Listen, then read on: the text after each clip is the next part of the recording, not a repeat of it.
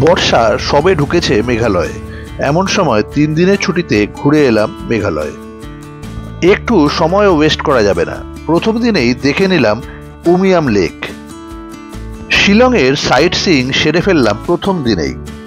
দেখলাম ওয়ার্ডস lake. Police বাজারে মার্কেটিংও সেরে নিলাম প্রথম দিনেই। একটু অফবিট শিলং থেকে মাত্র 10 কিলোমিটার দূরে চা বাগানে ঘুরে এলাম। দেখলাম রবীন্দ্রনাথের স্মৃতি বিজড়িত শিলংয়ের এক বাড়ি। দেখলাম ক্যাথিড্রাল চার্চও। প্রথম দিনের শিলংয়ের সাইট সিইং নিয়েই আজকের এই ভ্লগ। আমার চ্যানেল পুষ্পল এক্সপ্লোরসে আপনাদের সকলকে স্বাগত জানাই। দমদম এয়ারপোর্ট থেকে আমাদের শিলংয়ের ফ্লাইট সকাল 8:55। ইন্ডিগোর ফ্লাইট মোটামুটি ডিলে করে না। ইন্ডিগোর বাসে করে পৌঁছে দেওয়া হলো আমাদের ঠিক এয়ারক্রাফটের সামনে। কলকাতা থেকে শিলংয়ের মধ্যে ইন্ডিগোর ছোট প্লেন চলে।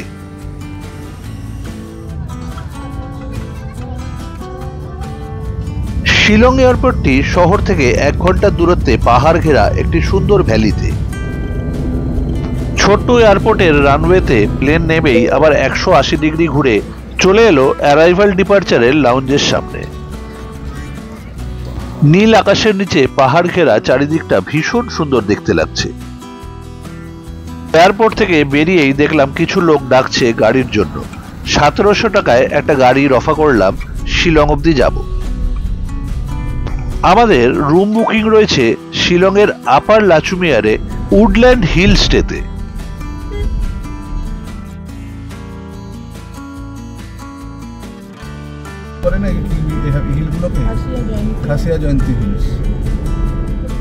গাড়িতে চলতে চলতে চারিদিকের সিন সিনারি দারুণভাবে মুগ্ধ করছে। নীল আকাশ এবং চারিদিক শুধু সবুজ আর সবুজ। আবার কোথাও কোথাও পাহাড় ভাঙা হচ্ছে পাথর বার করার জন্য।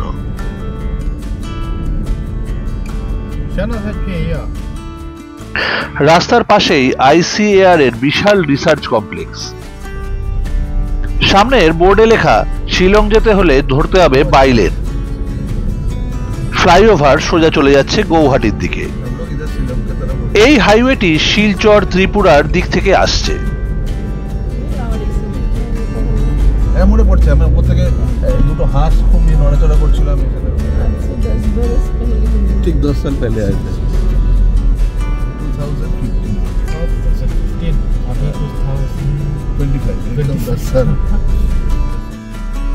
10 বছর আগে 2015-তে শিলং এসেছিলাম, আবার আসছি 2025-এ। লেকটা এদিকেও চলে বাড়াপানি বা উমিয়াম লেকের পাশ দিয়ে আমরা চলেছি। যাওয়ার সময় উমিয়াম লেক দেখে নেব, তাই পার্কিং এ গাড়ি দাঁড় করালাম। 3 জনের এন্ট্রি এবং কার পার্কিং নিয়ে টোটাল পয়সা লাগলো 200 টাকা।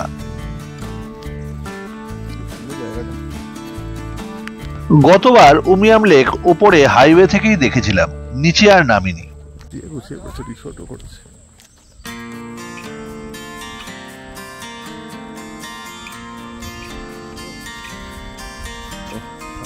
চলো নিচেটা জায়গায় তারপর উপরটা যাবো। উমিয়াম লেক সৃষ্টি হয় আর্লি 60s-এ উমিয়াম নদীর ওপর বাঁধ তৈরি করায়। পাহাড়ে ঘেরা এক অপূর্ব সুন্দর লেক। এই জাহাজটা চলতো একটা সময়, এখন এটা খারাপ হয়ে পড়ে রয়েছে। সুন্দর জায়গাটা। গতবার এসেছিলাম উপর থেকে দেখেছিলাম, নিচে আর নামিনি। উমিয়াম লেকে ইয়াচিংও হয়।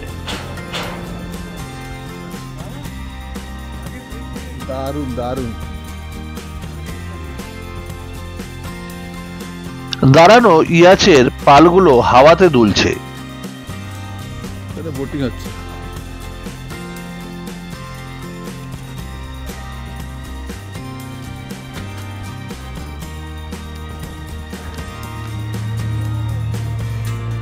হাওয়ায় কাটছে এটা।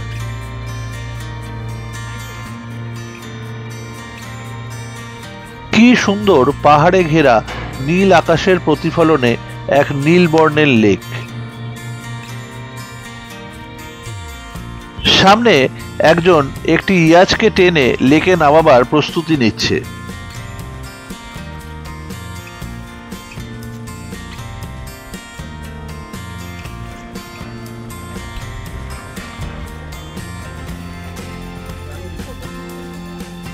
হ্যাঁ, চলে এলাম ওপরের ডেকে। জায়গাটা হাওয়া দিচ্ছে দেখো। হ্যাঁ,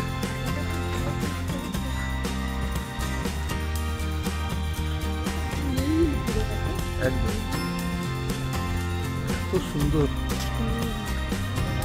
বিউটিফুল জায়গা। ওটা ওয়াটার স্পোর্টস টিকিট কাউন্টার।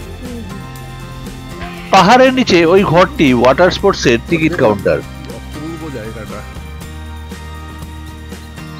ওপর থেকে চারিদিকটা আরো সুন্দর লাগছে। হাঁটা লাগালাম ক্যাফে এমটিডিসি উমিয়ামের দিকে। আমি নিয়ে নিচ্ছি, চলো না। এখানে বসে 2 কাপ চা খাবো। কি সুন্দর জায়গাটা, পেছনেই উমিয়াম লেক।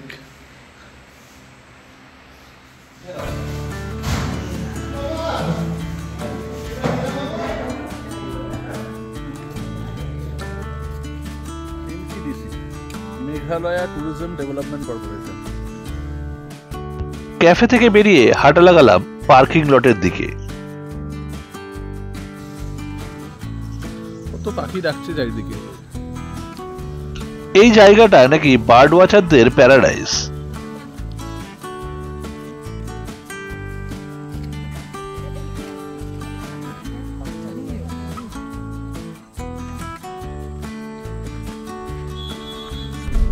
উমিয়াম লেকে কিছুটা সময় কাটিয়ে রওনা দিলাম শিলংয়ের উদ্দেশ্যে।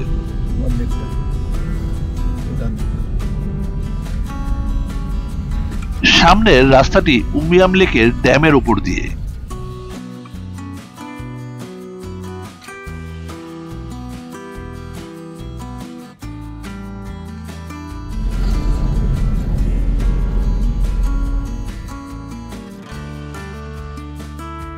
গুয়াহাটি শিলং এই হাইওয়েটি নাকি সব থেকে সুন্দর হাইওয়ের অন্যতম। কম্বিনেশনটা আমার সবথেকে ভালো লাগছে, একদিকে গ্রিন আর একদিকে ব্লু, আর আমার ক্যামেরা একদম জাদু দেখাচ্ছে।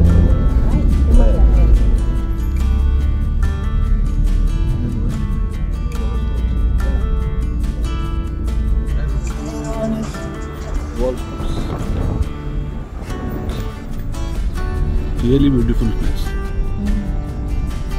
মূল শিলং শহরে ঢোকার আগে একটা দারুণ সুন্দর গলফ কোর্স পার করলাম।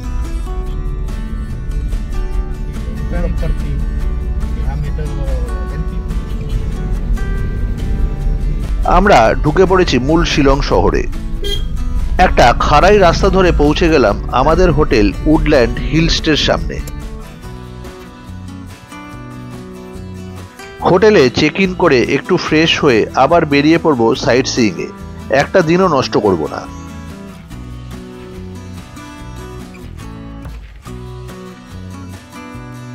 আমাদের হোটেল বা হিলস্টেটা দারুণ সুন্দর, পরিষ্কার পরিচ্ছন্ন। আমাদের জন্য অ্যালটেড বিশাল রুমে ঢুকেই ইমপ্রেসড হয়ে গেলাম। দুপুরের লাঞ্চ সারলাম ভাত, ডাল, চিকেন ও মিক্সড ভেজ দিয়ে। লাঞ্চ সেরে আবার হোটেল থেকে বেরিয়ে পড়লাম সাইট সিইং এর উদ্দেশ্যে।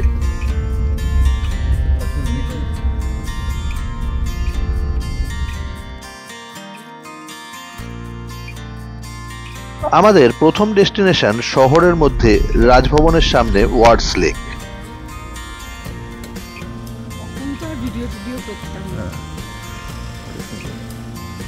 ওয়ার্ডস লেক একটি আর্টিফিশিয়াল লেক। এটা 1894 সালে বানানো হয়। ওয়ার্ডস লেকের পার হেড এন্ট্রি ফি 20 টাকা।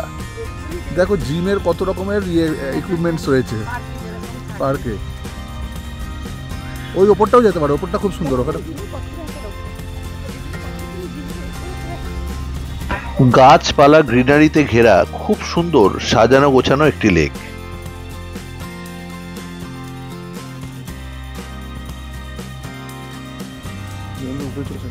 সামনের গ্রিন হাউসে অনেক রকমের অর্কিড রাখা রয়েছে।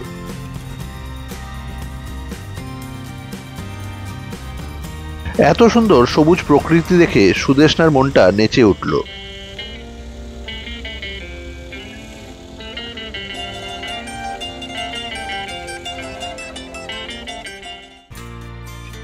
ডান দিকের এই এনক্লোজার হচ্ছে বোটিং কমপ্লেক্স। অনুষ্ঠানে খাসি ড্রেস পরিয়ে ছবিও তোলানো হয়। আমরা খাসি ড্রেস না পরেই ছবি তোলালাম।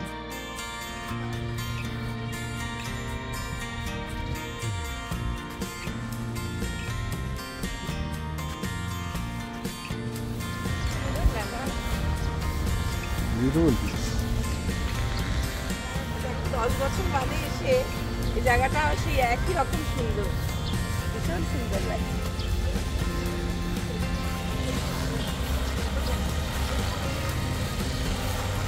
বাইরে খেয়েছিলাম।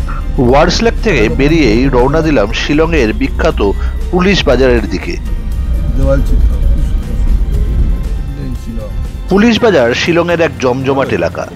বেশিরভাগ হোটেলই এই পুলিশ বাজারের আশপাশে।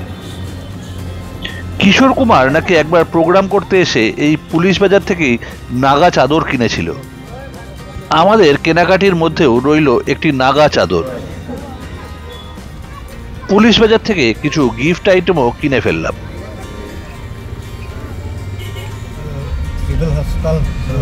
রাস্তা হচ্ছে পাহাড় কেটে। পুলিশ বাজারে কিছুক্ষণ সময় কাটিয়ে রওনা দিলাম 10 কিলোমিটার দূরে চা বাগানের উদ্দেশ্যে। শিলংয়ে লাস্ট দুদিন বৃষ্টি হয়নি, তাই আকাশ পরিষ্কার।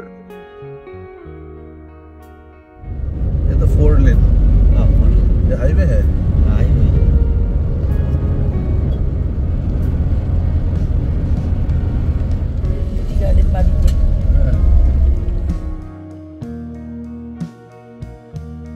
চলে এলাম আপার শিলং টি ফার্মের সামনে। এটা একটা শিলংয়ের অফবিট টুরিস্ট ডেস্টিনেশন। 30 টাকা করে এন্ট্রি ফি দিয়ে ঢুকলাম দুজনে।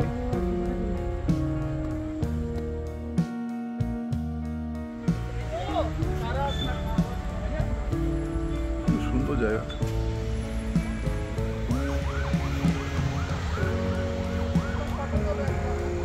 এমনি ফটো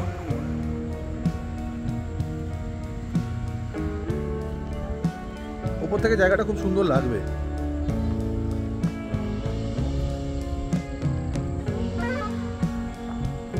পাহাড়ের ঢালে খুব সুন্দর সাজানো গুছানো টি ফার্ম।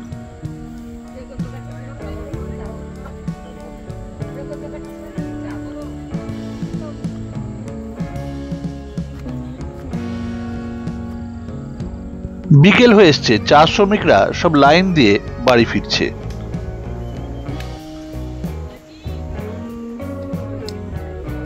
একটা কাউন্টার থেকে কিনলাম এখানকার গ্রিন টি আর ব্ল্যাক টি।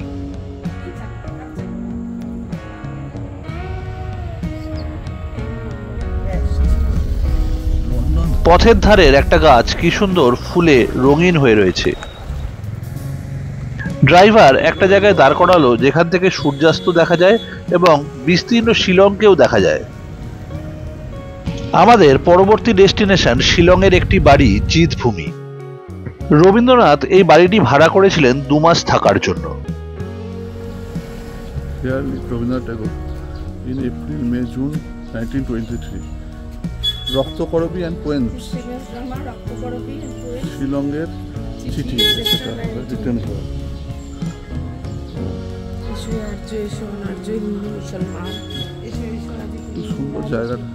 1923 সালের এপ্রিল মাসে শান্তিনিকেতনের প্রচন্ড দাবদাহ থেকে মুক্তি পেতে শিলংয়ের এই জিতভূমি নামে বাড়িটি মাত্র 200 টাকায় ভাড়া নেন।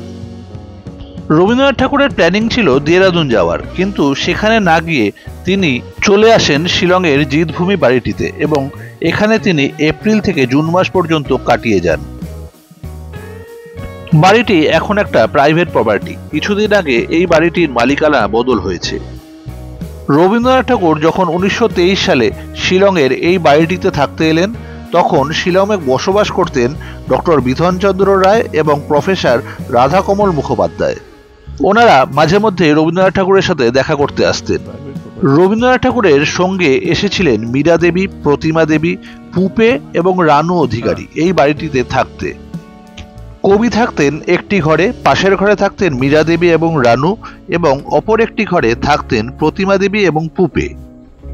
রবীন্দ্রনাথ ঠাকুর এই বাড়িটিতেই বসে লেখেন রক্তকরবী এবং শিলংয়ের চিঠি। রবীন্দ্রনাথ লেখেন, গরমি যখন ছুটল না আর পাখার হাওয়ায় শরবতে, ঠান্ডা হতে দৌড়ে এলাম শিলং নামক পর্বতে।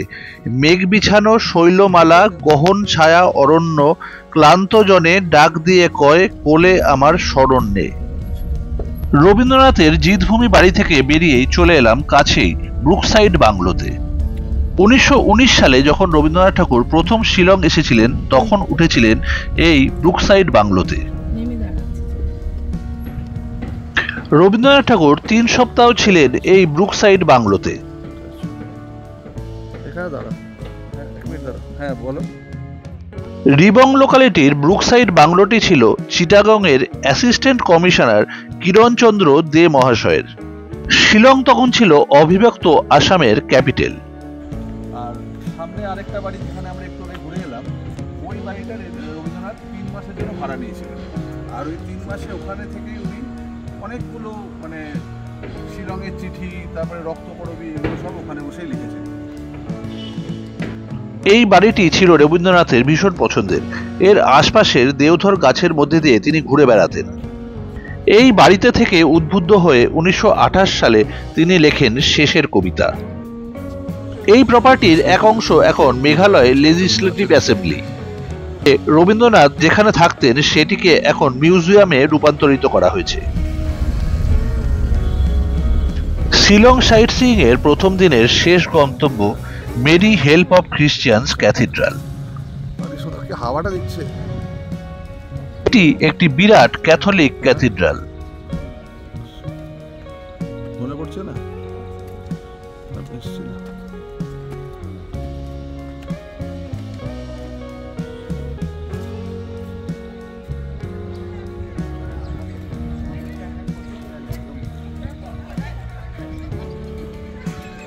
ঠিক 10 বছর আগে আমরা এসেছিলাম এই ক্যাথিড্রালটায়।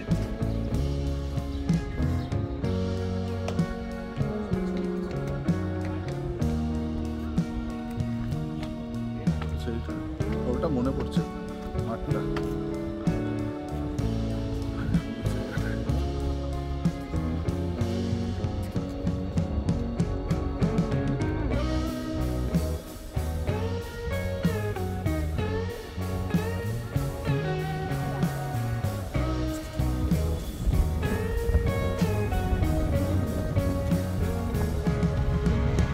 3 দিনের মেঘালয় ট্যুরে এসে শিলং সাইট সিইং এর বেশ অনেকটাই কভার করলাম। গতবার এলিফ্যান্টা কেভস বেশ ভালো মতো দেখেছিলাম, তাই এবার আর সেখানে যাচ্ছি না। পরবর্তী 2 দিন চেরাপুঞ্জি, ওয়াটারফলস এবং মেঘালয়ের অন্যান্য দিক এক্সপ্লোর করব। আমাদের মেঘালয় সফরের আনন্দ শেয়ার করতে অবশ্যই সঙ্গে থাকতে হবে পরবর্তী ভ্লগগুলোতে। সঙ্গে থাকবেন, ভালো থাকবেন।